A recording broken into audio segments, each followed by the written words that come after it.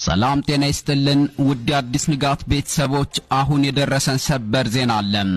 እስራኤል ብዛት ባለው ሃይፐርሶኒክ ሚሳኤል ተመታ፣ ከባድ ጥቃት ተፈጸመባት። በእስራኤል መዲና በቴል አቪቭ የሚገኘው ቤንጉሪዮን ዓለም አቀፍ አውሮፕላን ማረፊያ ፍልስጤም 2 በተሰኘው የሃይፐርሶኒክ ሚሳኤል በተሳካ ሁኔታ ተመቶ ከጥቅም ውጭ መሆኑ ተሰምቷል።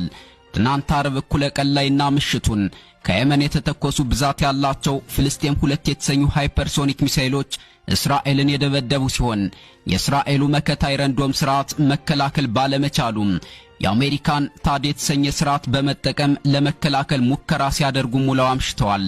ካፍ እስከ ገደፍ እጅግ አውዳሚ ሚሳኤሎችን እንደታጠቀ የሚነገርለትና ለፍልስጤሞች ነጻነት እስከ መጨረሻው የደም ጠብታ እስራኤልን እፋለማለሁ ብሎ ቀይ ባህር ላይ የሚያልፉ የእስራኤል መርከቦችን እያደነ ወደ ጥልቁ ባህር የሚያሰምጣቸው ሁቲም አሁን ደግሞ ይባስ ብሎም